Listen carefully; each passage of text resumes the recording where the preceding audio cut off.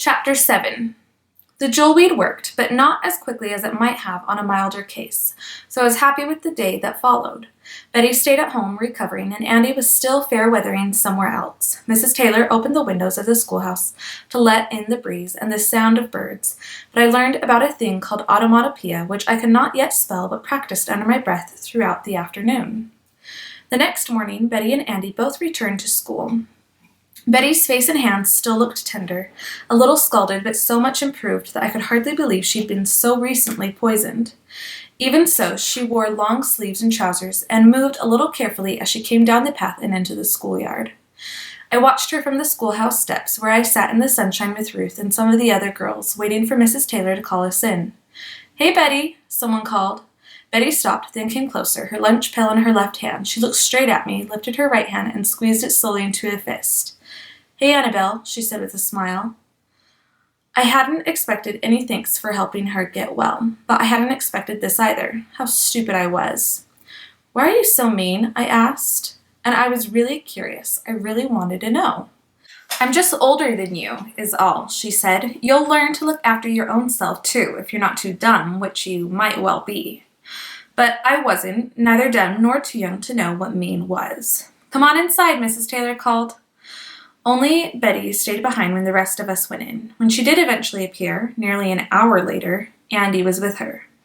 He was newly brown with sun, his clothes clean, and Betty, despite her trousers, looked all girl next to him.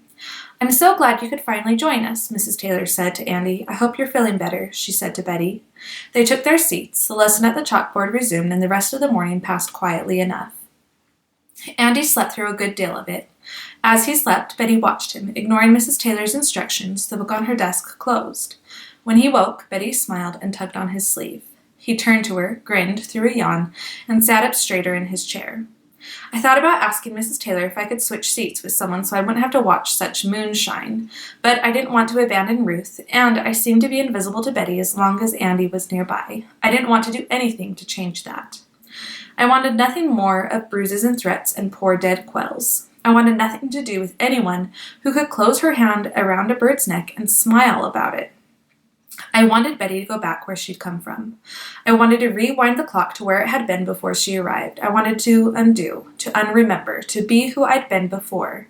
Someone who had never prayed for blisters, someone who had never even considered doing so. But if all I could have was a little respite from her attention, I would take it, and gladly. Andy drew her to him, away from me, and I would have to be satisfied with that.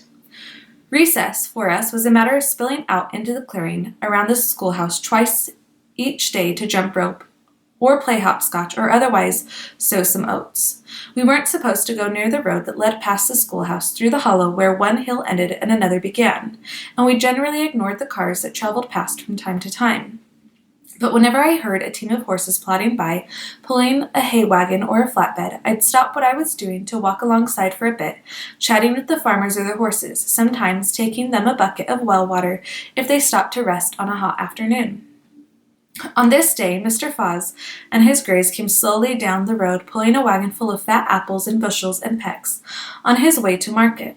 Mr. Foz was so friendly and kind that he always asked us to call him Mr. Onsell, which we did, though when Henry once called him Onsell without the Mr., my mother cuffed him behind the ear. "Hi, Mr. Onsell," I called from the steps of the schoolhouse where Ruth and I were playing a game of cat's cradle, at which Mr. Onsell slowed the horses further and waved in reply. His "good morning" came out "Guten Morgen," his tongue forever German, no matter how many years he'd lived in these hills. "And how are you, small Annabelle, smaller Ruth, on a morning as fine as this one?" He wore overalls that were Sunday clean and crisply pressed, a well-brushed hat, and boots as polished as his apples, which gleamed in the sun as if he were carting them to a jeweler's for setting. "Just fine," I said. His horses stamped a little eager to get going, but I leaned my forehead for a moment against the nearest haunch and patted it with my open hands. "I just wish I were going to market with you and these sweet boys. They're awfully nice." Ruth, her dark hair in a tight braid, her skirts straight and sharp, kept back a little, clear of their hoofs and their big yellow teeth. Her father was a bookkeeper. The only animal at Ruth's house was a tabby cat. Later, everyone would wonder what Ruth had ever done to deserve what happened next. The rock that caught Ruth square in the eye was small enough so her brow did not deflect it, large enough that it knocked her on her back and did her eye real hurt. That much was clear even to me as I watched the blood spill down her cheek. Ruth was stunned, the way a bird is stunned when it flies into a window full of sky reflected. She lay still, but her hands and feet twitched in the dust kicked up by her fall.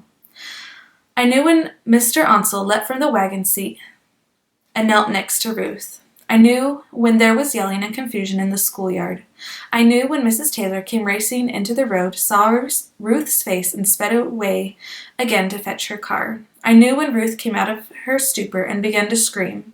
When Mr. Ansel scooped Ruth up into the back of Mrs. Taylor's Ford, and we both stood clear as she pulled into the road and away, quickly, dust rising in her wake.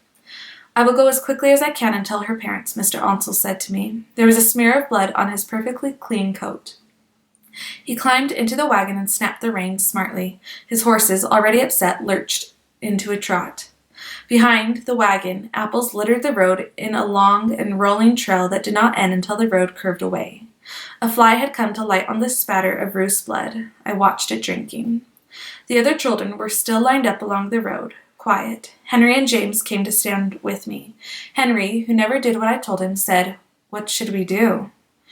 Without Mrs. Taylor, we were all children now. Even the older boys, clustered behind the rest, looked small. I didn't see Andy. I didn't see Betty. At the time, I was glad they weren't around. That's all I thought about them at the time. I said, "Henry, run home and get someone." Ours was not the nearest house, but it was the one where my mother was. When Henry took off, James followed, and I didn't call him back, which would have been no good in any event. Then I fetched a pail of water at the well, poured it over the blood in the road, and went inside to wait. Some of the other children came along. Most collected their things and went home. The littlest ones sat at their desks with their hands folded until someone came to fetch them. I sat at my desk, which was so much bigger without Ruth, put my head down, and cried. I was waiting on the schoolhouse steps when my parents trundled down the road in our old truck and pulled up alongside the gully by the schoolhouse. They took me close to them for a moment before my mother went to be with the other children. My father bent to look me in the eye. "What happened, Annabelle?" I'd stopped crying long before. I ran out of tears, so they threatened now to start again.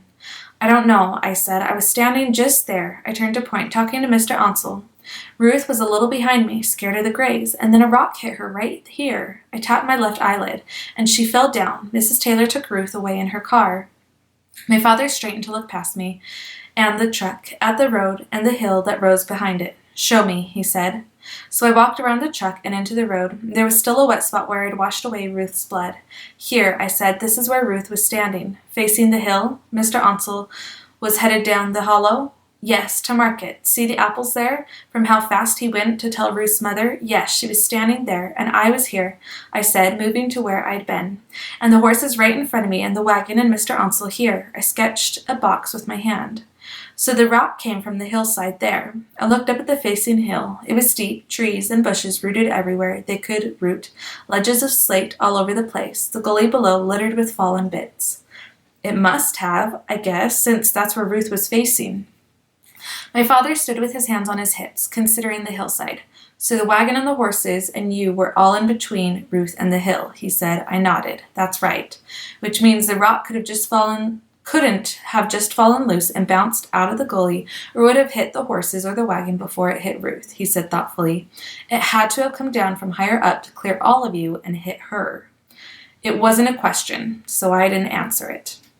Far as I knew, no one had climbed that hill at recess, though the boys sometimes played King of the Mountain when school was over, grabbing hold of branches as they climbed, gaining footholds on the ledges and along the trunks of the trees. Rabbits and deer and boys had made zigzag paths that showed the easiest ways up and down. "And you didn't see anyone up there when this happened?" I shook my head. I was looking at the horses and Mr. Ansel, and then I was looking at Ruth, and that was when my lips began to tremble. "Okay, Annabelle," my father said, his hand on my head. "It's okay. We don't have to talk about this right now." But he turned and looked up the hill again, and I knew there would be more to come.